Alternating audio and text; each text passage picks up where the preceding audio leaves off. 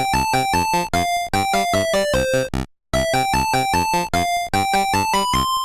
everyone, welcome back to another episode of the Retro Gamers Podcast, episode number 272. Larry here. And Anthony here. And what's going on? How you feeling this week? Getting better. You know, All right, it's a process. It's a process. Yeah, it takes some time. Yeah, a little too much time, if you ask me. More time than you want. Exactly. I'm already anxious to just get back to normal. But Awesome. But then again, what is normal? You know what? It's constantly changing, so... Yeah, tell me about it. Abnormal, I know. I know abnormal very well. I'm a master of that. Oh, man. So, but we're glad to hear that you're doing better. You're looking a little bit better. You're missing the sling, so that's good. Yeah. And Thank kind you. of take it from there. All Yep, righty. that's all I can do. Are you any back to gaming or anything like that? Yeah, no, I mean, Swing? to be honest, I've been gaming most of the time. I've just been like, because my arm was in the sling, it's like I would play with the controller like this way, like just like, I have to turn the controller slightly counterclockwise, but it works. I do the exact same thing. Problem is, I'm fat, so that's why I have to do mine. But now, you know how I feel. We each have our reasons. Now you know how it feels to be a lefty. Unfortunately, you knowing what my life is like, and I'm sorry about that. No, that's perfectly fine. For a couple more, for at least a couple more weeks, I will continue on the lefty tilt controller crusade. But then after that, you're on your own. Awesome. Yeah. But thank you for asking. Nah, no problem. Yeah. Speaking of normal though. Mm-hmm. I don't know if you got a chance to go out. Last week you had mentioned you might be hitting the movie theaters because we all know how LA is constantly flip-flopping around. Did you able to get to the theaters? Yeah, I did get to the theaters. I actually got to the theaters. Wow, it must have been like 3 weeks ago now that I saw that. Was it 3 weeks ago or 2? I don't know. Whatever it was. I did get to the theaters recently. Okay. And I saw Uncharted. Nice. So, based on the video game franchise. Spoiler-free review, because I haven't seen it yet. Okay. Spoiler-free review. It was good. Okay, there we go. Done. Just good? Not maybe. No. I mean, it's a lot of fun. It's total. It's totally like total popcorn blockbustery. Some over the top. The over the top action scenes that can never happen. Mm-hmm. Happen in the movie, which is fine because they can only happen in a video game, more or less. Yes. And to be honest with you, I don't know how video game accurate it was with some of the scenes. I heard that they actually did take quite a few pieces from the video game franchise and create sequences in the film from it. I've never played the Uncharted games, but I'll tell you this much: after watching the film, it made me interested in playing them because it's kind of another. It's been described as like a Tomb Raider-esque kind of game. Oh, 100%, yeah. Yeah, so it makes me want to jump in and play those because I love Tomb Raider. And I have the collection on PS4 or 5, whatever. I don't remember if it was part of like the PS Plus batch that was free or if it was a free game at one point, but I have all 4 of them or 5 of them. I think there's 4. I believe that it's 4. Uncharted 4 was the last one. Yeah, I think that collection was a PlayStation Plus.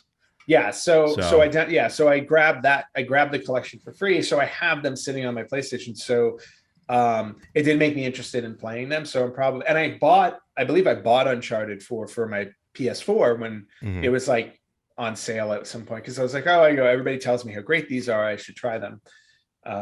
So I'm gonna check those out after I'm done with Ghost of Tsushima. All right, excellent. Yeah.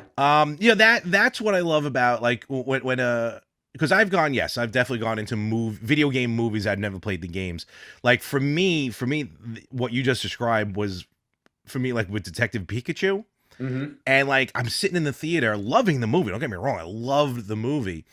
And I'm familiar with the Pokemon lore enough to be able to get everything, but there were like bits and pieces that if you played the game, it really would have stuck out to you. And I'm sitting there like, I should have played this. And then that's when I got home and then like started playing like Pokemon Blue, the original. So that's I love when a game can certainly do that. Yeah, I agree here. I agree 100%. I think there might have been a couple of other like offshoots with Uncharted, like on the Vita and stuff. But you're right. For the most part, there's basically been like 4 main games. I think there might have been like one more, kind of like an expansion almost. But nevertheless, very cool. And to your point, yes, it definitely were parts, because I saw like a making of or something. The scene, and this is in the trailer. The scene when they get blown out the back of the plane. Yeah. That is almost shot for shot from the video game. That's really cool. That's actually really cool, because that was like one of the better sequences in the movie, like super fun. And Tom Holland and Mark Wahlberg work really well together. Actually, I feel like Tom Holland works well with everybody. He seems like he can't do any wrong. But at the same time, he also seems like it's like he's a fanboy of all these actors he gets to work with. So like he just has this energy. He does. He really is, like how he portrays Peter Parker is Tom Holland. You know, like Parker's kind of like happy and everything. Yeah. So, and you're right, because when he gave the spoiler to what was it? What did he give out away? Like the ending to like Endgame or something? He gave it a spoiler, I think, for Infinity War. They're like, all right, Tom. And then after that, I don't think he was allowed to do press for Endgame. Yeah, basically. All right, cool. So Uncharted. Hey, look, let's do this on a scale of 1 to 5 PlayStations. From a PS1 to a PS5, what would you rank Uncharted? It was. You know what? I'm going to be gracious, because it was really a lot of fun. I'll give it a PS4. Ooh, all right, PS4. I like it. Yeah. The critic in me would drop it to a PS3, but I'm gonna go. I don't even want to know about the critic in you. Half the movies I watch. I was just gonna say, he's there and he's mean. So, all right, very cool. So, folks, check out Uncharted. I'm dying to see it. Just more of a matter of timing. But the way Scream so quickly made it to Paramount Plus, I'm kind of hoping Uncharted and a lot of these movies kind of make it to the streaming services pretty quickly. Yeah. So. Yes, and Scream, by the way, would get 4 ghost faces from me. So. Oh, Scream! I'll take Scary Movie. No, definitely check out Scream. Scream is actually really good. Awesome.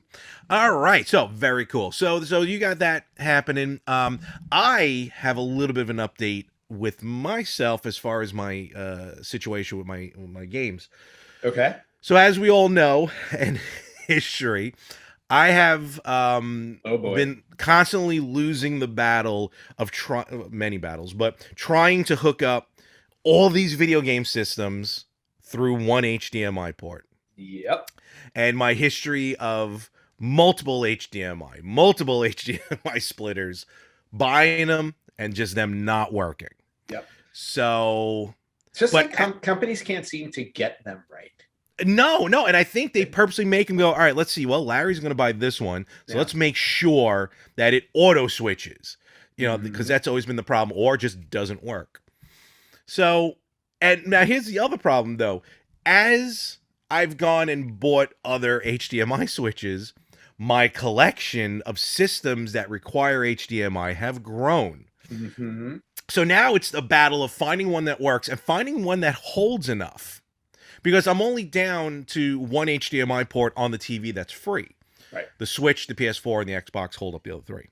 So I finally, folks, I can tell you right now, I found one that works. I found one that's great. And essentially, it is like a professional HDMI switch, which I had no choice into buying. But there's always a choice. You just chose to buy it. No, this one I had no choice. So I'm just going to show you real quick. I got it right off of Amazon. All right. So you're going to tell me the name of it so I can look it up as well. I'm even going to share it. Excellent. It is the TestSmart 16-in 1-out HDMI switch. Why do you need 16? Because I have 12 systems that are HDMI. Oh, and I'm looking at the price for the price. Oh my God. Yeah, exactly. So it's up there. This is like a professional switch. It is so professional. It comes with bracket holders. So you can, you can put them on one of those stanchion things. Okay, I would never, ever, ever pay that much for this. So, also, look, here's what it is. It's 4K, 60 hertz. Yes, I know. None of these systems are 4K. Right. But I want to get the 60 hertz out of it. I could have gotten the 30 hertz, but no, you're going to go big or go home. You can hook it up to LAN. So like right here, like if you want, you can actually like hook it up to your computer because there's like more options if you hook it up to the computer. But I'm not messing with that. I found an Amazon Choice one for 60. Yeah, no need. And it comes with a remote control to switch the ports. This is the way to go because this one has this one has an automatic switch that you can turn off. Oh. Which is a big time. Okay. And just the idea of having all those ports, all those HDMI inputs in the back, and I still have room for a little more, just in case a couple more systems come out. But by God, this is worth every penny because it works. It's not automatically switching to another system. I've turned all the systems on, and they're not bouncing back and forth between each other. Oh, okay. Which is phenomenal. I'm just trying to find better prices for you. Well, there's no need to because I already purchased this one, and you get what you pay for. So you're getting good stuff out of this. In this case, you do get what you pay for. This is well worth it. As you can see, I've purchased this before. And the reason why I purchased it before, because I purchased it, but then I changed my mind on it back then when I did it. And then I promptly returned it. But this go around has been phenomenal. And again, I'm telling you, this is the one to go. And if I ever do get something that is 4K and 60 hertz, you know, I can use this. So the Test Smart, and again, this is if you have a ton of them ready to go. The Test Smart 16-in-1 HDMI switch. Look, again, it's if you can afford it. If you can't afford it, go for something else. Luckily, I can afford this. What's the one that's 155? Is that is the one that's at 30 hertz. Ah, I see. And I don't think it's 4K. Oh, no, it is 4K. But again, might as well go 60 at that point. Right. So, yes, I know. Probably I could have done 30, but I don't care. So, hey, bottom line, it's your money, man. I'm happy. Hey, look, you get 20% off when you click the coupon. And the most important thing is that it works, right? Oh my God! Right now, yes, it is amazing. The only annoying part to it is when you switch through the ports. Yeah. There is which is designed into it, and I can turn it off if I hook it into the computer. A very loud beep, beep. So it's definitely, again, it's professional. It's meant to be heard in a loud situation. But that's okay. I mean, look, you've probably spent more money than this on all of the other HDMI switches that you've gotten over the years. Before I realized how easy it is to return to Amazon. Yes, Amazon is like the easiest to return. Yeah. And sometimes they won't even take it back. They'll be like, oh, yeah, just keep it and we'll give you money. That is, I'm still trying to figure out what a threshold on that one is. Yeah. That's happened to me like 3 times. Like, yeah, good, keep it. Yep. Like, okay. Well, it happened to me when I bought a Nintendo Wii from Amazon, like a used Wii. And it showed up, but I didn't test it for like 2 or 3 months. Like it came in, I was busy. I was like, oh, good, I got a Wii because I wanted to add it to my collection. And I got a Wii. About 3 months later, I hook it up and it doesn't work. And I'm like, oh, shoot. So then I write to Amazon and I'm like, yeah, I just took the time to hook this thing up and it's not working. And they're like, well, I just bought it. Right. Well, no, but then they go back. They're like, well, for something you buy used, you only get a month. Like you have to report it in a month. So I was like, oh, great. I spent, and I didn't spend a lot. It was like $50 for. No, it's not bad. So I was like, great. I'm out the $50 and I still got to buy another Wii. And then they're like, oh no, you know what? We'll don't worry about it. We'll refund you. You can still get another one. And I'm like, wow. So, and I wound up getting another one. You might have gotten. I heard everyone at Amazon at some point takes turns working customer service, even Jeff Bezos. So maybe you got Jeff. I probably did. Well, no, if I got Jeff, he would have sent me like the Wii and the entire video game collection. Here's the whole thing. And a ticket to space. Yes. And I'll throw in a ticket to space. Do you want to float? Bezos, float up here. The 21st century Pennywise. But all right, well, good. I'm really glad that you got a HDMI switch that works for you. And now I'm sitting now and just have to figure out which systems are in which port. That's the last part. Well, see, what I did was I don't think you have room on this one, but on my old VGA switch, is that what it's called, VGA? Yeah. Yeah, so on my old No, Switch, uh, the, the AV switch, yes, the AV yes. switch. Sorry, on the AV switch, there was enough room above each one, so I took a label maker and I labeled them, so I knew which was which. I'm writing it on a piece of paper. If I can find a laminating machine, I will get it laminated. There you But go. I'm just writing it down as I play the systems. I'm just gonna have to click through till I find it, and then I'll do it from there. Just keep the Yeah, paper. because like right now I have an HDMI switch on my TV, but it's only like a maybe like a 3 port one Like a because normal human being. yeah, like a normal because Yeah. I don't have that many things hooked up because the Polymega and the Retro Freak, Mm-hmm. solve that problem for me. But even with the three that I have, I can't remember what's on what. So like I need it. Like I know I have a better HDMI switch. I got to find it with a little remote control. Like the auto switch is fine. Like I don't mind if I turn it on, it automatically switches over. But again, the problem is then something else like wants to update itself. Yeah. So then that slightly turns on. Right. Well, And then enough to make Yeah. it switch over. well, and the problem is that like some consoles have more power to them than others, Exactly. and because they have more power, even like in rest mode, Power. even in rest mode or something like that, it will monopolize the HDMI switch. That's why for the most part, like nothing really is going to do that except for maybe the 360 and the PS3. Well, yeah, So- I think the 360 like takes like a nuclear power plant to make it work. Probably. It's crazy. So, but yeah, so finally got that dilemma solved, and I am more happy for it. So Good. Well, I am glad for you. there we go. Congratulations. Mom, I hope you're not watching. Yeah, because you know she's gonna text you later Oh, when she my sees God. the price of that. Oh, forget about it. Listen, 6 months financing on an Amazon credit card, or I get 5% back. Either way, it's a win-win. Okay. And Jeff Bezos, your contributions to Amazon sent another person to space. I'm sure they better name a wing after me on that space shuttle. Between him and Steve Jobs, forget about it. Yeah. There's Just 2 basic. shrines I got going on in this apartment. Yeah, no question. And whoever invented Funko Pop. Mr. Funko. I don't know Mr. who invented Funko. Funko Pop. You should see the amount I have on order. Good Lord. I don't want to know.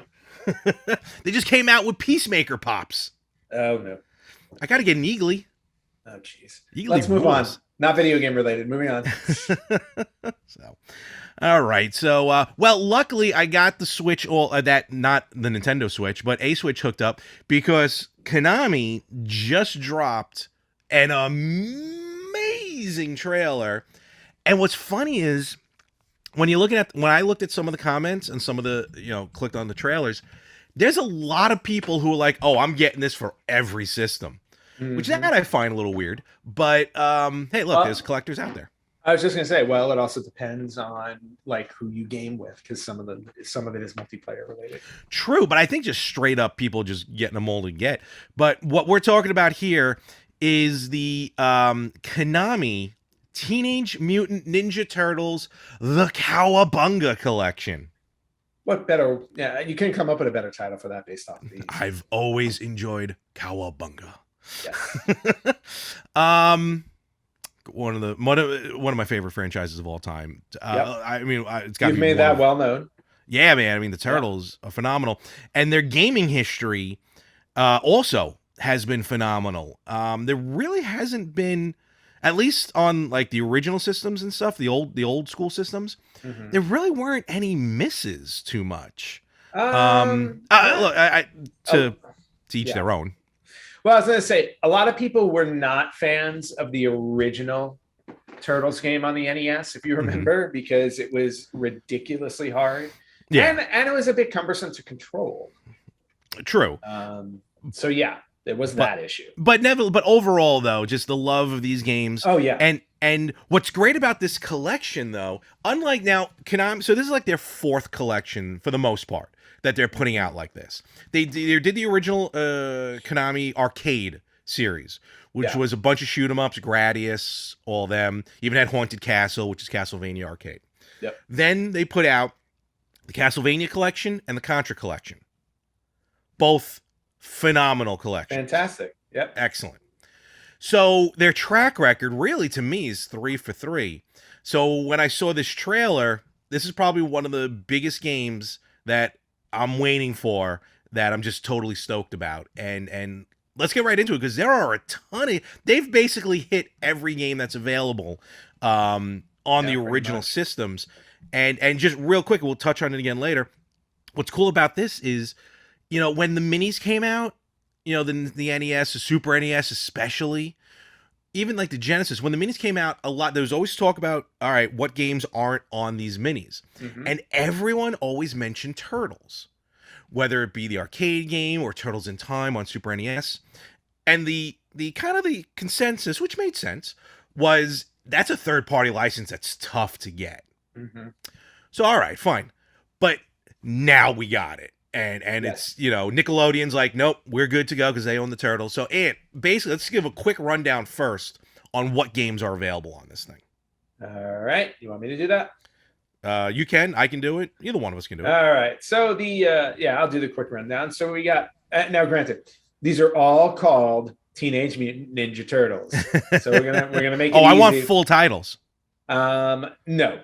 No, I'll do, so we have the original Teenage Mutant Ninja Turtles arcade game and NES game.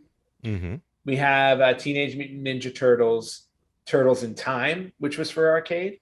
And then we had Ninja Turtles 2, the arcade game for NES, 3, the Manhattan Project for NES, 4, Turtles in Time for Super Nintendo, Tournament Fighters, which was on NES and Super Nintendo, and you get both of them here. Actually, and you get the Genesis version.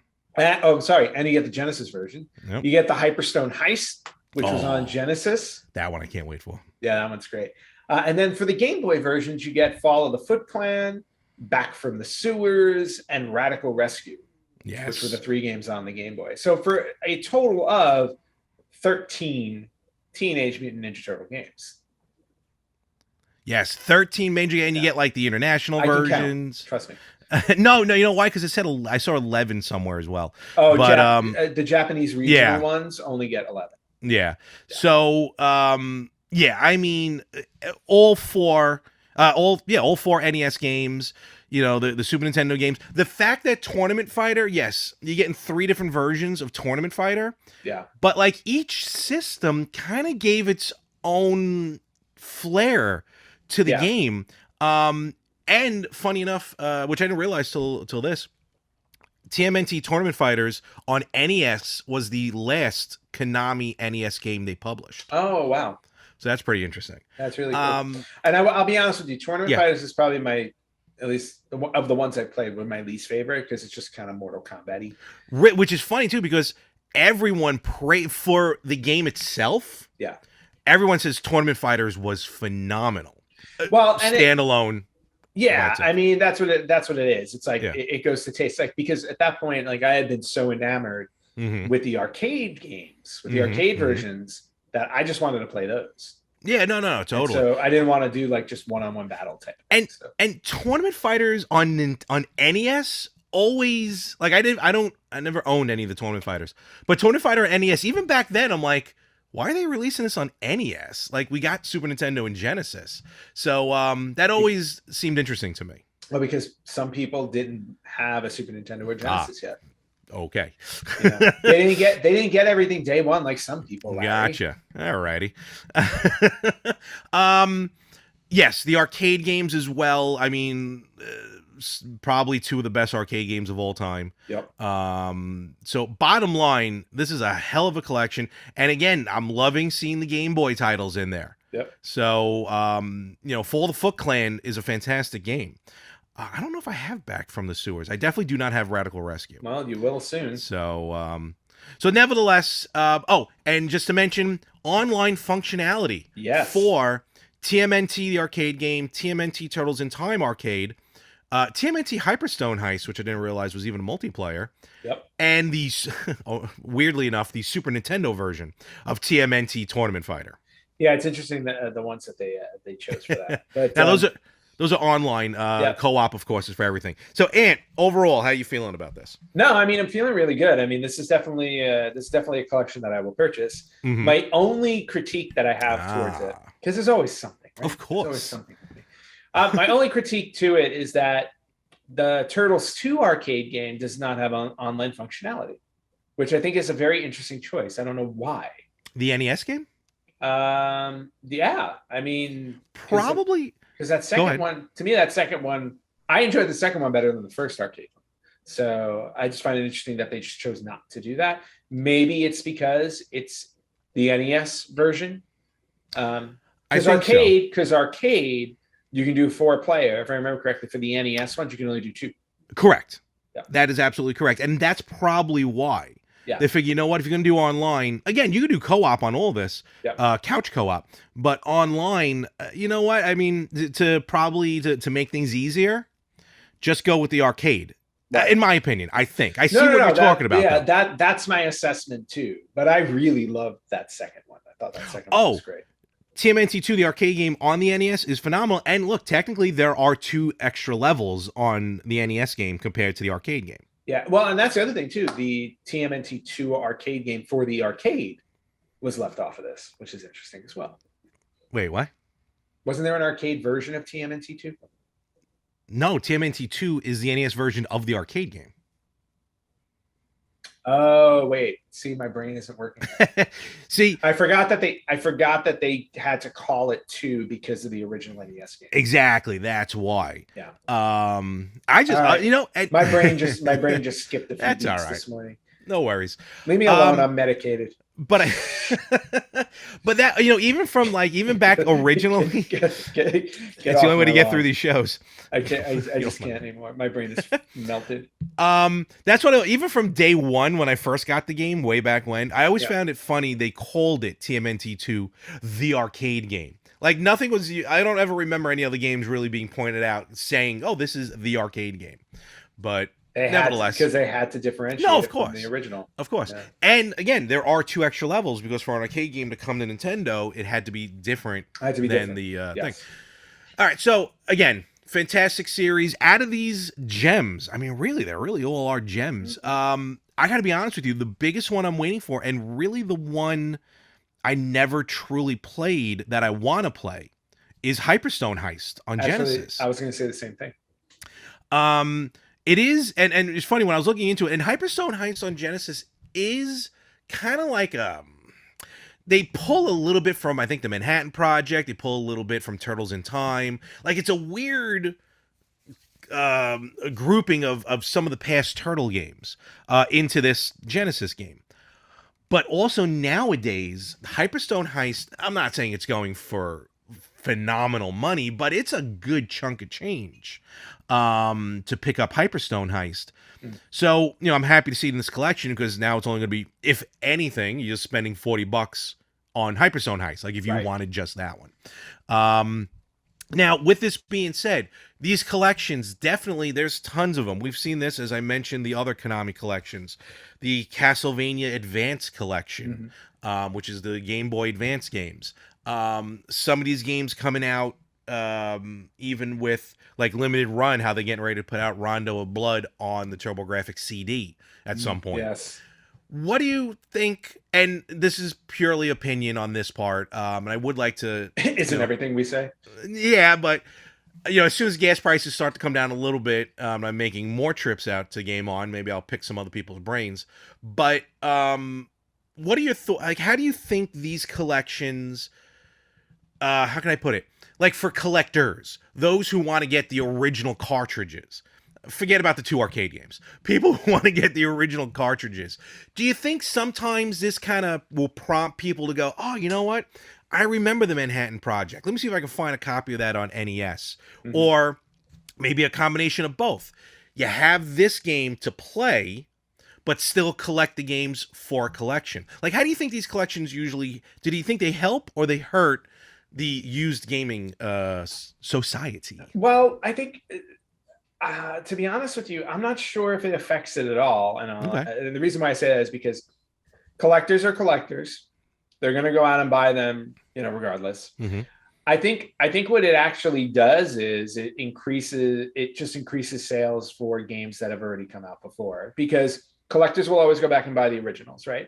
But in my mind, collectors will buy these new collections just to play the games. So in other words, it's that whole thing of like, perfect example, like I have I have a Retro Freak, I have a Polymega, but I also have like every original system. I don't have them all hooked up. Mhm. I've collected them all. I don't have space for it, so they're all packed away. Yeah. So even if I bought the original Manhattan Project on NES, I'm not playing it unless I download it into my Retro Freak, which is great. I was like, by having a collection like this, it's like I have instant access to all 13 of these games. So if anything, I'm double dipping by trying to collect the originals and then buy the collection to play the collection. Which makes total sense, and I kind of do this. Like, I know I have for fact. I know. Actually think I have all three NES Turtle games. I'm pretty sure I have Turtles in Time on Super Nintendo. I know I have at least one of the Game Boy games. Okay. But that, like, those don't stop me from getting these collections, because in my as much fun as it would be to play on the original systems, let's face facts, as time goes on, everything wears down, Yep. even the physical cartridges. So at least by having the newer version of the game, and forget about the quality of life updates, like the rewind button, the saves, and all that, which is cool.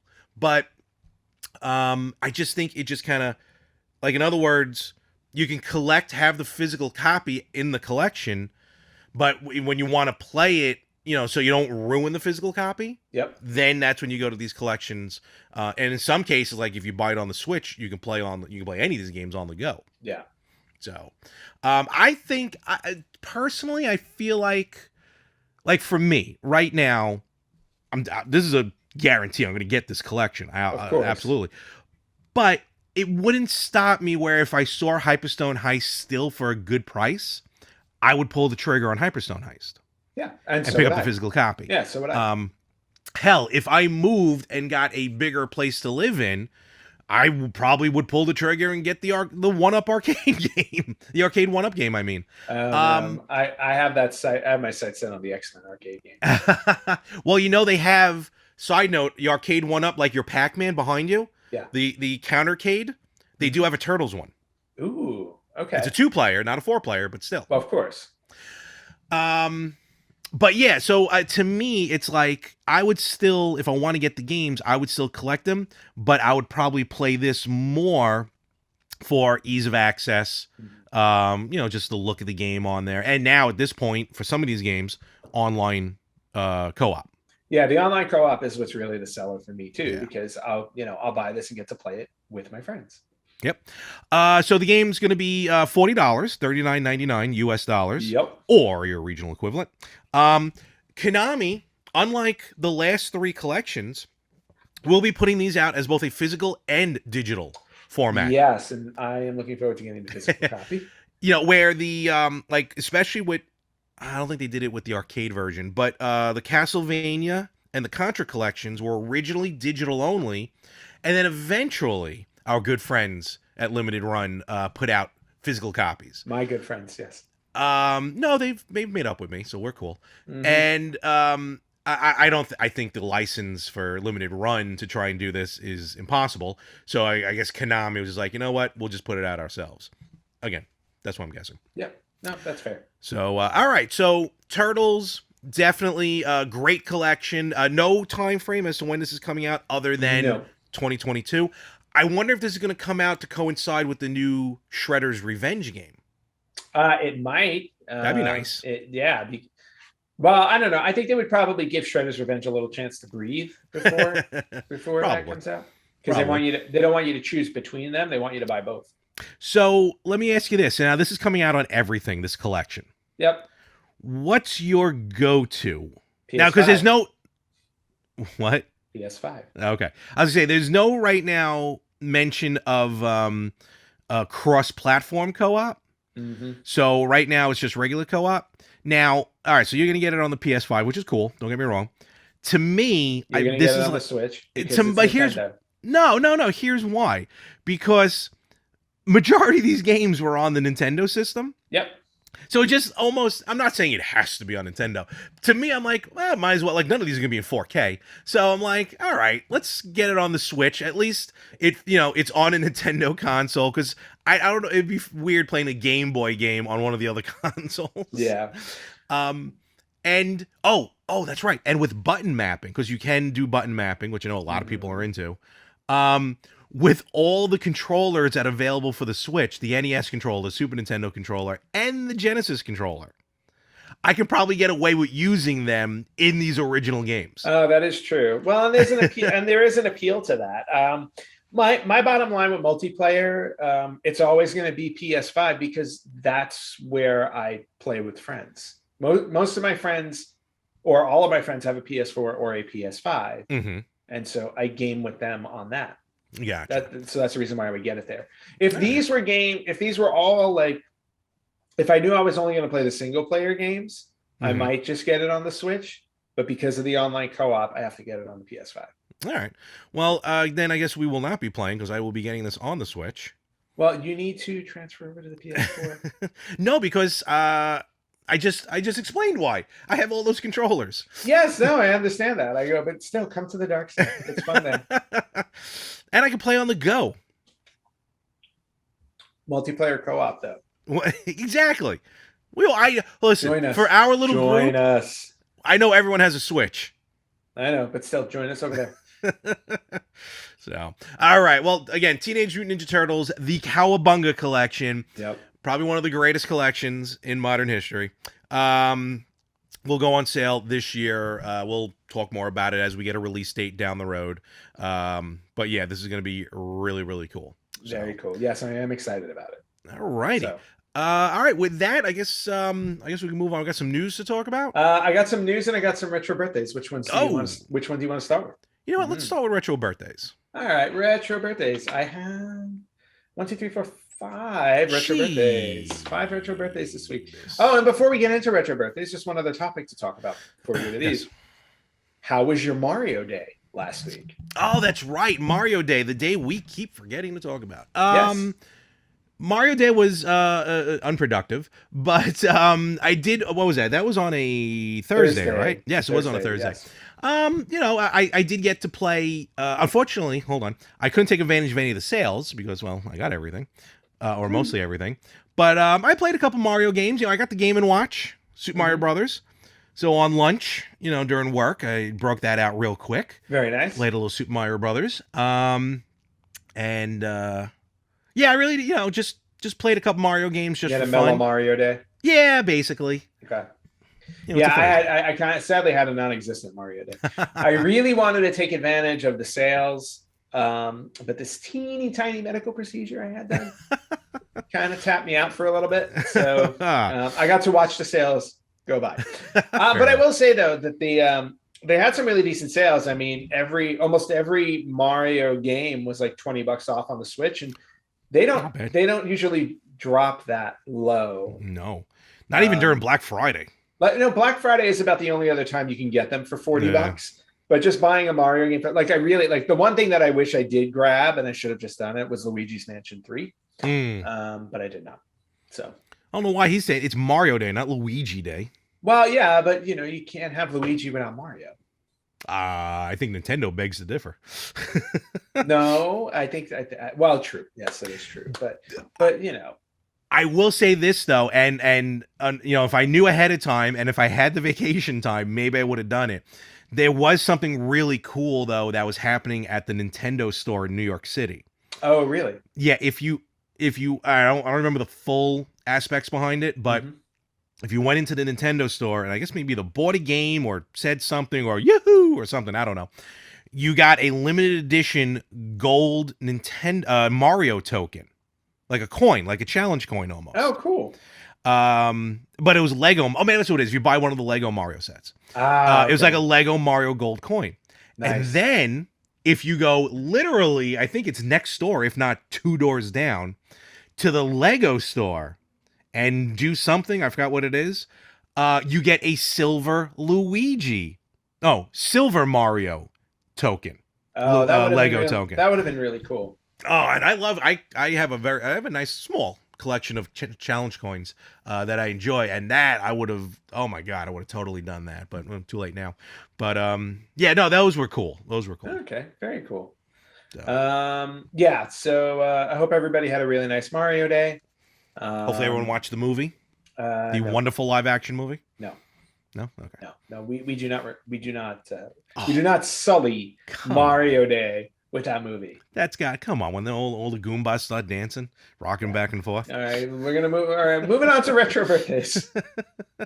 Let's not go down this path, please. All right. Where's his pizza? Okay. Well, and since we're speaking about Mario, it's apropos that I bring up a Mario anniversary for our first retro birthday. Oh. And it's an interesting one too, because it is the 15th anniversary of the Mario Kart Arcade Grand Prix 2. Wow, so, 15 years. Yeah, okay. 15 years ago. You remember it's those Namco ones where it's actually you're sitting in a driver's seat playing Mario in an arcade. So there's an arcade not too far from me, Round One. I think they're a chain. And they have a Mario Kart GP there. There you go. Yeah. I'm trying to remember the last time I saw the Mario Kart arcade. It wasn't that long ago. I just don't remember where I was. I'm pretty sure I was in an arcade with friends. Okay. Last year. I don't remember where it was. It was just a random. Yeah. It was one of those ones where you just go in and you actually get quarters and put quarters. Oh, old school. Nice. Old school arcade. Really interesting. But it was really cool. This arcade, if I remember correctly, I think you were able to bring your GameCube memory card with you and put it in. Maybe that might have been the first Grand Prix, because Grand Prix 2 came out in 2007. Oh, okay. All right, that was well after the GameCube was done. Maybe we were already on the Wii at that point. You're right. Yep. But yeah, Grand Prix 2, which was developed by Namco. Mm-hmm. Yeah, so that's 15 years old. Wow. So okay, yeah, I know. Tell me about it. I feel old. Going on to, we're going to jump from 15 to 30. Wow. Okay. We're jumping to 30 Good years. Lord. 30 years old, and this is a really interesting retro birthday, because I think pretty much anybody who's had a phone or a PC or any type of computer has played this game in one way, shape, or form, whether you were bored or you were obsessed with it. But we are celebrating the 30th retro birthday of Minesweeper on Windows. 30? Yeah, Minesweeper. It's only 30? Yeah, it was released on Windows 3.x. Yeah. March 18th, 1992. Wow, I thought that was a little older, but okay. No, okay. Well, I remember having it on my very first PC, because I had my first PC. I had Windows 3.1 because Windows 95 didn't come out yet. And that completely changed Windows. Oh, it did, totally. Yeah, but I remember Minesweeper and Solitaire. Non-stop. When I was in college, and I went to college from 1998 to 2002, and I remember in college and like in the 2000s.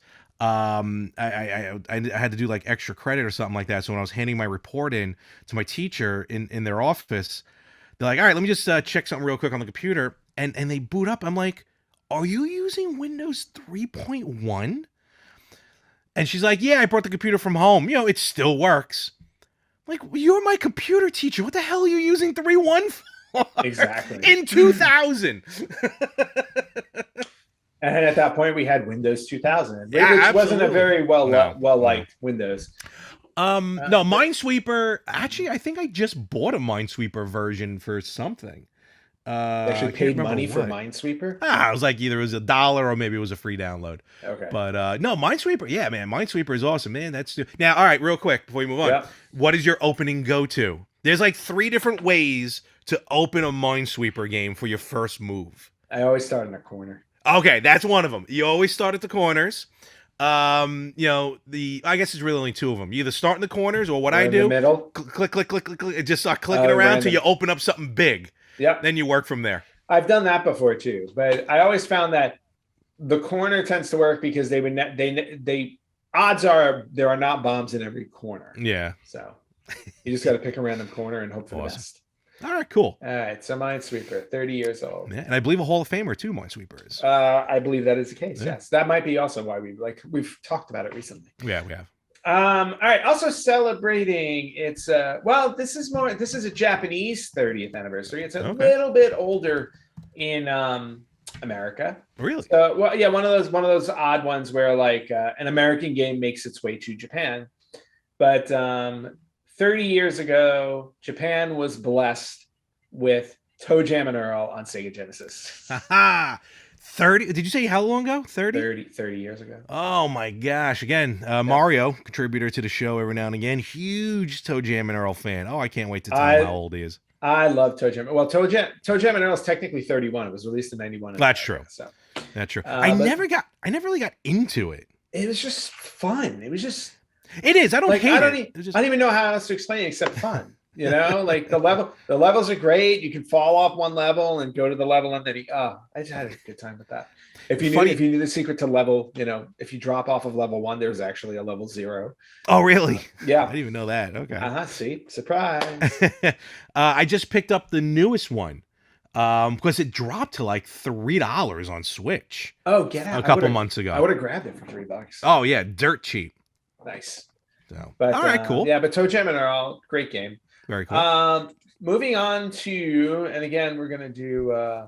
This was also a Japanese anniversary, but it came out in Japan first before it came out in the US. I do not know why, considering that the game it is, but we are celebrating the 35th retro birthday of Konami's Goonies 2. Which Goonies 2 had nothing to do with the first movie. No, and it was one of those weird things because I remember, like, obviously huge fan. I was a huge fan of the Goonies as a kid. Mm-hmm. And so when the video game came out, I'm like, oh man, I can't wait to get this. And I buy Goonies 2 and I start playing through it, and I'm like, this didn't happen in the movie. What's going on here? Only to find out many years later that there was an original Goonies game, but it wasn't released in the United States, which made no sense whatsoever. So so every time I went to the movie rental place and I'd see Goonies 2, I'm like, oh, that's weird, a direct sequel to a movie in a video game. Yep. Yeah. But it was just a video game sequel because the first one had already come out. There you go. And they turned, Andy became Annie the Mermaid for some odd reason or something. Like that. It was really weird. But I did beat that game several times. Yes, you have. And Goonies never die. Goonies never die. I know. I just saw something about Corey Feldman recently. So moving on. Moving on to the last retro birthday that I have. And it is a 40th anniversary. And I'm bringing it up just for the fact of how, well, not only how old we are, but just how well known this game is for how bad it was. Oh. And this was March 16th, 1982. We got the console release of Pac-Man on the Atari. And we're not talking good Pac-Man. We're talking really bad Pac-Man. The original Pac-Man on Atari that even in 1982, people are like, this is not the arcade game. This is not the arcade game. This is not even Pac-Man. No, this was an abomination. Absolute abomination. One of the worst ports I've ever seen in my life. Oh man, was it ugly. And it came out on everything.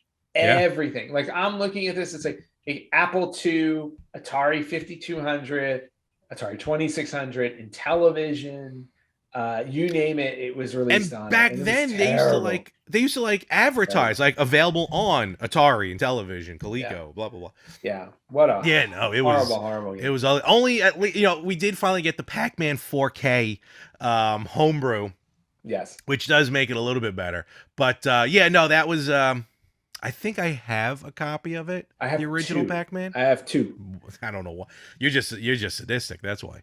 I might pop that one into the old Retron 77. Oh my gosh. Live stream that for the world. Ooh, it might be easier for me to live stream all this stuff now. Yeah, but 40 years ago, that gross ass. Wow.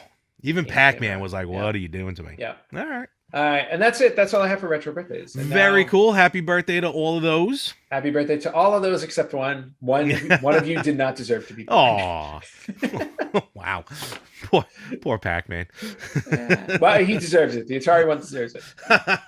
Moving on to retro news. Yeah, let's close up with some news. For those of you who know or don't know, a lot of our we pull our retro birthdays from a site called This Day in Gaming, which is a Moby Games website. It's mobygames.com. Oh, I didn't realize. Oh, yeah, okay. it's Moby Game. It's on Moby Games. All I right. think This Day in Gaming was its own animal, and then it became part of Moby Games later. Gotcha. The only reason why I'm bringing this up is because it was just announced last week that Atari has acquired the video game database Moby Games. Oh, interesting. So now This Day in Gaming will be brought to you by Atari. Moving forward. See, all those Atari VCS sales finally helping out. So Atari purchased Moby Games for $1.5 million. That's it? Yeah. We could have done, if you didn't have a shoulder surgery, we could have done that. That's very true. But if you remember correctly, I think 3 or 4 years ago, when we were still very young in our gaming podcast, I had actually proposed to you creating a gaming database that would be very simple to input on the internet. And as we would go along, we would continue to fill it. And you were just kind of like, no, that's work. So we never did it. So I'd like to blame you for us not splitting $1.5 million right now. So thank you very much, Larry. Are you saying we would have created Moby Games originally? Well, what I'm saying is we would have had a This Day in Gaming of our own that could have caught the eye of a major developer. You know, never know. You pull the audio. Yeah. Until then, mum's the word. I believe I still have the prototype for what I wanted to do. So, but anyway, good news for Moby Games. Atari now owns the video game database, which is really cool. Yeah, I just thought that was really good news. Okay, moving on. Yeah, everyone's buying everybody. Everybody's buying everybody. So this, what is this one? Okay, so let me click on the next news. What the hell? Well, I have a lot of news. Okay, Taito. You know, the company Taito. Yep. Taito. One of my favorite games with them is Bust a Move, the one with the you shoot the bubbles up. God, that's one of the best games ever. I love that game. So Taito, they originally released a Taito Milestones game on on strictly limited games. Well, they've just announced that Taito Milestones will be coming to the Nintendo Switch. Very cool. It'll release on April 15th. It will be $40. Again, this is another compilation. It includes 2, 4, 6, 8, 10 games. 10 games, of which they are. These are all from the 80s because remember, Taito was big in arcade games. I believe these are arcade games, yeah. And they are the arcade versions. You're going to get Quicks. Love that game. Space Seeker, Alpine Ski, Frontline, Wild Western, which is a shooter, Chack and Pop, never heard of, Fairyland Story, Halley's Comet, not Haley's, Halley's. Yeah. Copyright. The Ninja Warriors, which is side-scroller beat 'em up, and my personal favorite, Elevator Action.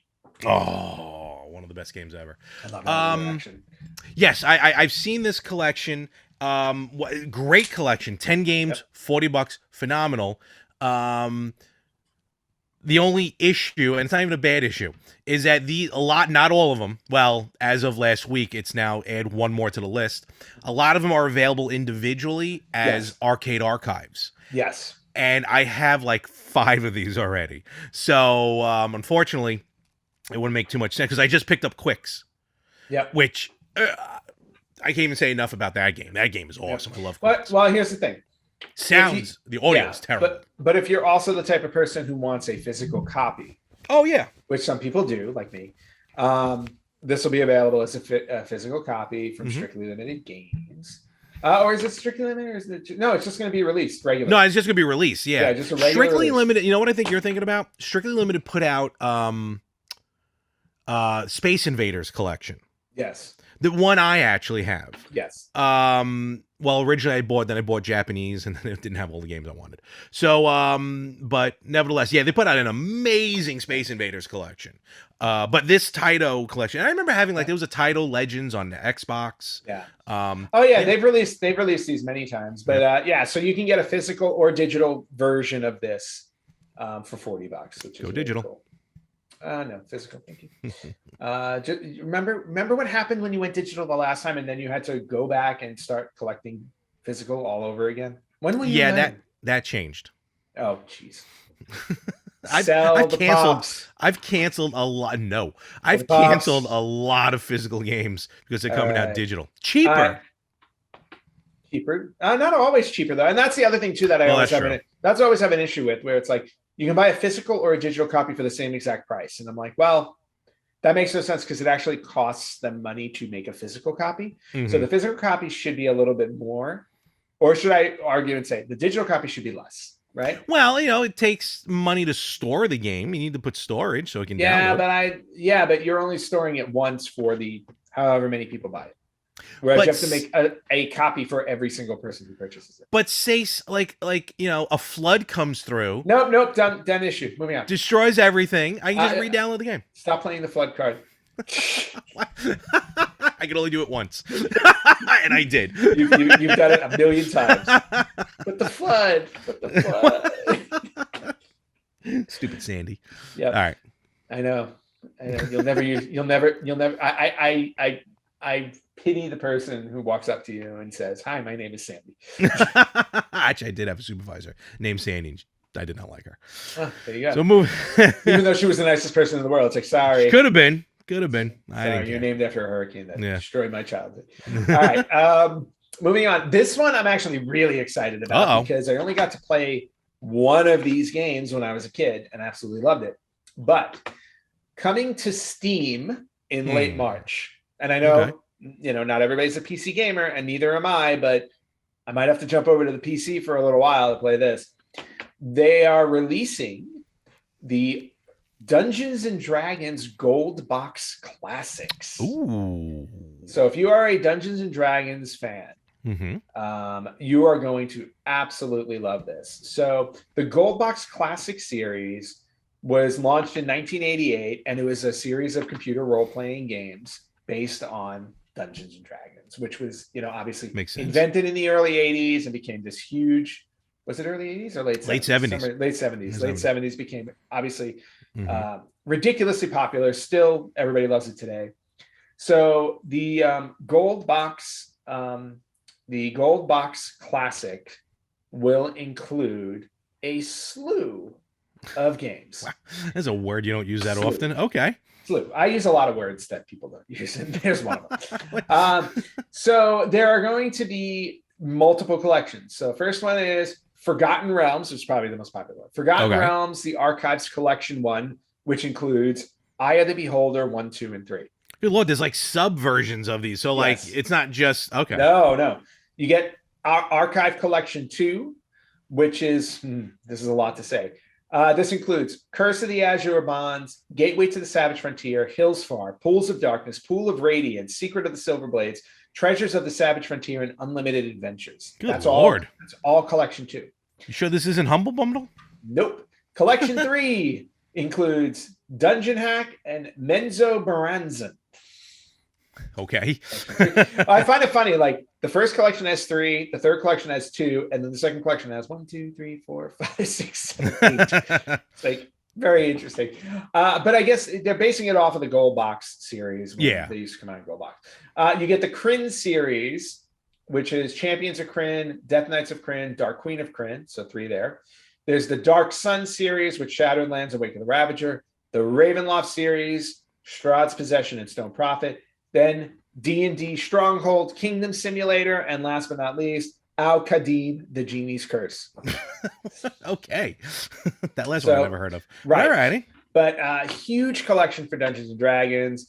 It is the collection will be available March 29th.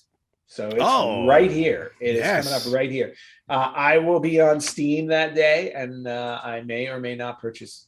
I won't purchase all of them at first. I'll probably start with the Forgotten Realms. I thought you made one purchase and got all of them. No. Oh, my bad. No. Okay, I see what you're talking about now. No, I believe they're all separate collections. Which is fair enough. Still, don't get me wrong. Yeah, because if you heard that list of games, it could be all of it. It doesn't say. It says we have the complete list of titles below for you as this collection will be made available. Well, it sounds like it's all together. Okay. All right, now that I'm reading it, okay, it sounds like it's all together, but if it's not, don't blame me. This site is not being incredibly specific about it. But the bottom line is Dungeons and Dragons, Gold Box Classics, very excited. Yeah, man. I'm really looking forward to getting those. Yeah. Even if it is only on Steam. No, and because it's coming out on Steam, I'm sure it'll only be a matter of time before like a strictly limited or a limited run releases a set for console. Maybe. Which would make me even happier. Awesome. Moving on. Yes. Do you remember the 3D platformer game called Glover? Oh yeah. It looked like the hamburger helper guy. Yes. It was the white glove on top of the red ball with the star on it. Yes. Okay. So because I remember the food icon. Yes. Yeah, of course you would. The hamburger helper was awesome. So there is an HD version of Glover coming out on April 20th on Steam. Only Steam? Yep. This is reworked from the original N64 game. That's where Glover was. But it will be available on Steam. So that's another one you can keep an eye out for if you are a Glover fan. Interesting. Yep. All right. Moving on to a couple things here. Moving on to the real world, right? Stepping out of games. MTV? All right. No, moving on to gaming related stuff in the real world. We always bring up auctions and how much money they bring. And here's and oh my God, this brought up a lot of money. Well, hold on to your hats, people. Oh boy. Because a very rare Pikachu card graded by Heritage Auctions, I'm assuming. Always Heritage. But only rated as a 7.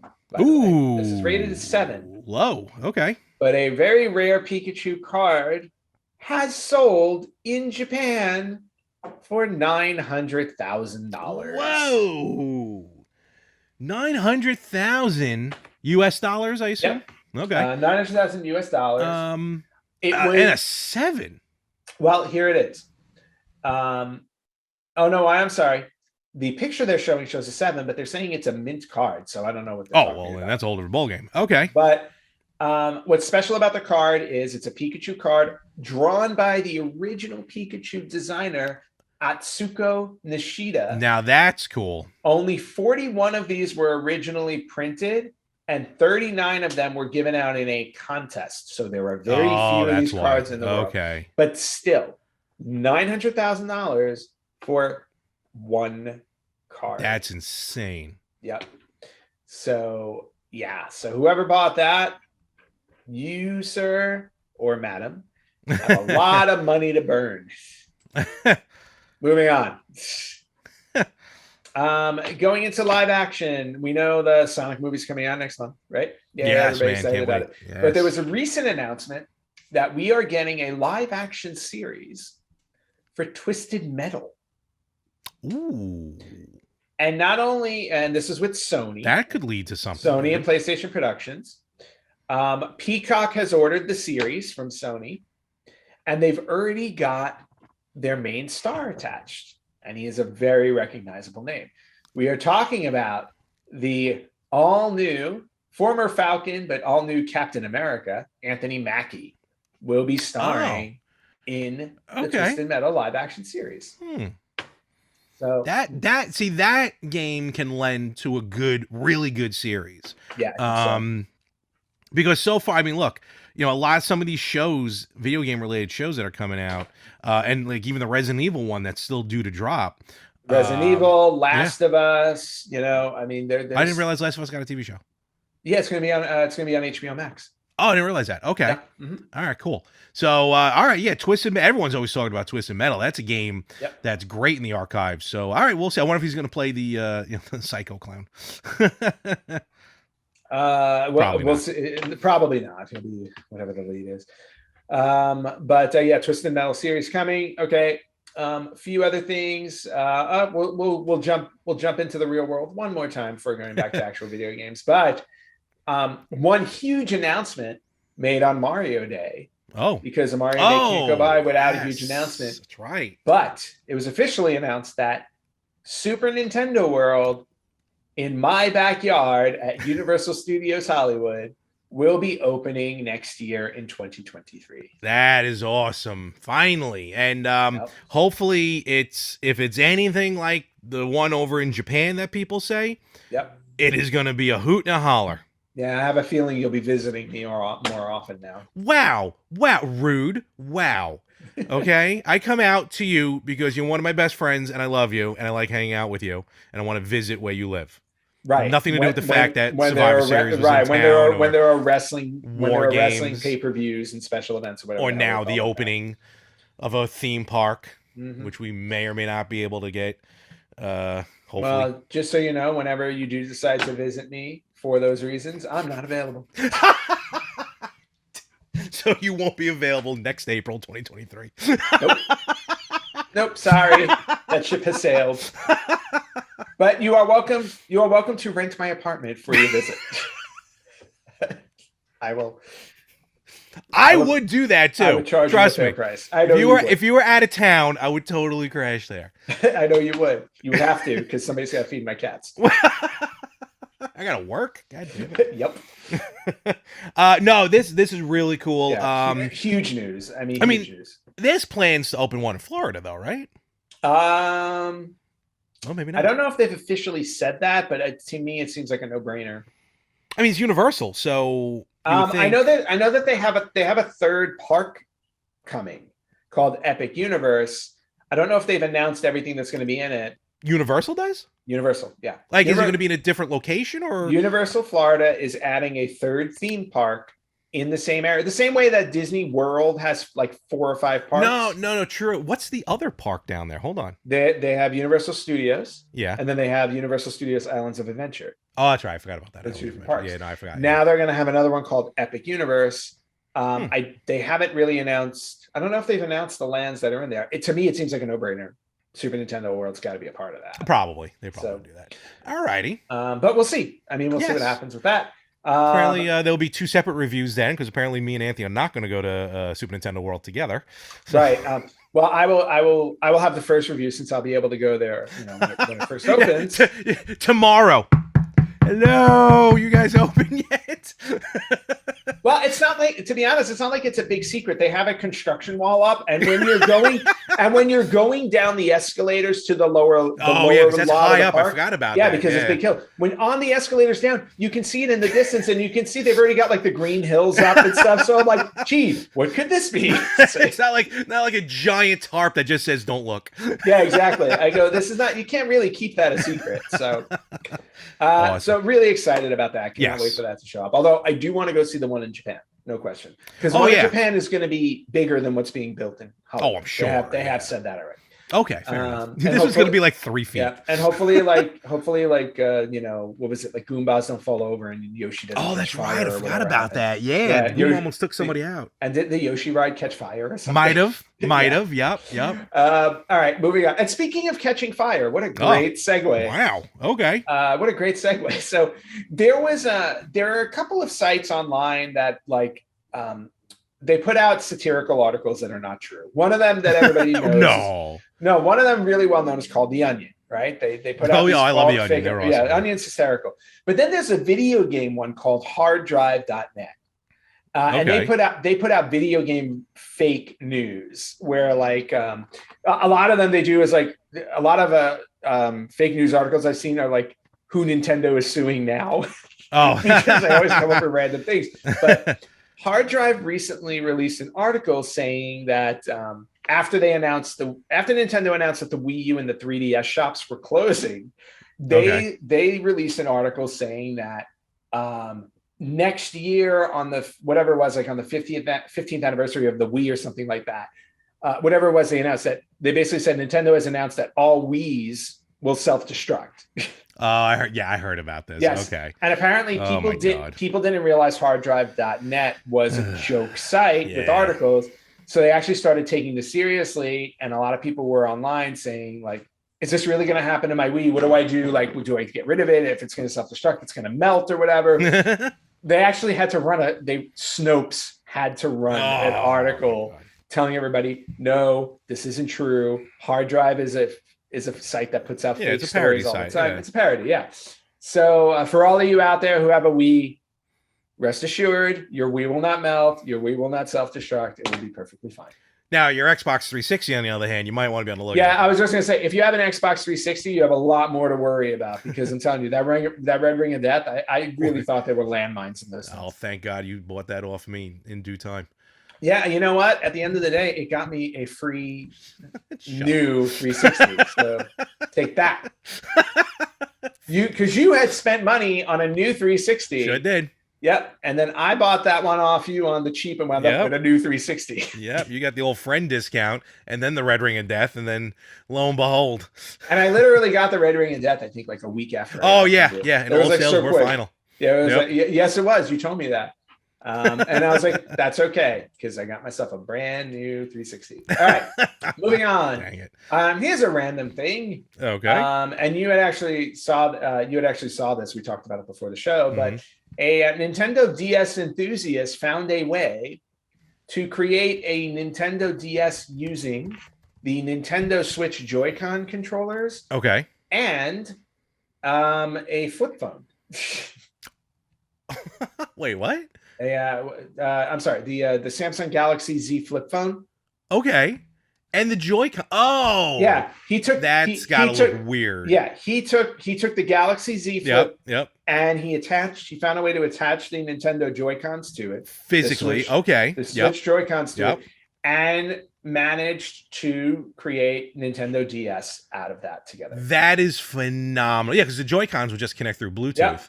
That is phenomenal. Yeah, so he used a 3D printer to create a grip for the Joy-Cons, and then he attached the Galaxy to create a DS Mini. That is funny. Yeah, so if you want a DS Mini, reach out to DS enthusiast Mike Dubs, D-U-B-B-Z at the end. Mike Dubs. That is his name. If you want to figure out how to make one of those. D-U-B-B-Z. And the last bit of news that I have, and then we're out of here. No problem. So Metacritic's released their annual game publisher rankings. So apparently every year what they do is they take all of the games that were released by every game developer. Oh, I gotcha. And then they average out the Metacritic score for their games to determine who had the best rated games for the year. Gotcha. Okay. Number 1 was Microsoft. Oh. Number 2 was Sony. So no surprise there. Yeah. Here's the bigger surprise. Nintendo. Mm-hmm. Now, this is based off of the top 43 developers. Nintendo ranked 14th. 14th? In average score, Metacritic scores. Really? Yeah, 14. In fact, they fell beneath Capcom, Bandai Namco, Activision Blizzard, Sega, Electronic Arts, 505 Games, Square Enix, all rated higher than Nintendo. I think there's something fishy about that. On average for the year. So, but again, it's an average of all games that they've developed. Yeah, but... And it's not, and just to be clear, it's not games released on the Nintendo Switch. It's Nintendo developed games. Yeah, exactly. Yeah. Nintendo doesn't put out that many first-party games. Exactly. That's the way to look at it. Mm-hmm. Sony and Microsoft recently purchased two huge acquisitions. Yep. All right, I think we need to fix this a little bit somehow. Well, there's got to be a bell curve somewhere. Well, no, you can't fix it. That's just what it is. So Nintendo's average review score last year was 76, right? Oh. And that's with a huge bump by Dread. Right, exactly. So 76 for them. Sony was in second place with 81.3, and then Microsoft hit the top with 87.4. What the hell came out on Microsoft? I don't know. The Call of Duties and stuff like that. But but we're talking about 2021 only. Did Call of Duty come out last year? Yeah, there's a new one every year. I don't remember. I don't know these things. And they bought Activision, or somebody bought Activision. Yeah, but the bottom line is Microsoft reigns supreme for 2021 for reviewed games that they published. Who listens to reviewers? Well, you clearly don't, since you still hate Breath of the Wild. And I have someone new on the bandwagon. Mm-hmm. We got to wrap this up. I don't have their name. I'm sorry. We'll talk about it next week. Next week, but someone's joined my crew. All right. So what is that? 4? No, like 6. Okay, 6 out of worthy. That's enough. That's enough. Sure it is. Well, and where can they find us where they can complain about Breath of the Wild? Okay, where you guys can find us and praise Breath of the Wild along with me, because I know there are more of you out there that really don't like it. At facebook.com/RetroGamersPodcast, at Instagram at RetroGamersPodcast, on Twitter at RetroGamersPod. You can listen to us wherever you listen to podcasts. You can watch us on YouTube, or you can email us at email@theretrogamers.com. All righty. Well, with that, There was went a too little much long news today. this week. I'm tired. There was a lot of news. All right, let's all go. Let's all take a nap. Yeah. Let's all have a chew. All right. Well, I agree and with that. feel better. Continue to feel better, I should say. Thank you very much. Great stuff. Have a good week. You have a good week as well. I hope you get to see Uncharted. It was really good. I hope so. We're supposed to get a bomb cyclone today, so I don't know. I don't think you're getting it. I don't think so either. No. All right, folks. With that, we'll catch you everywhere next week on the Retro Gamers Podcast.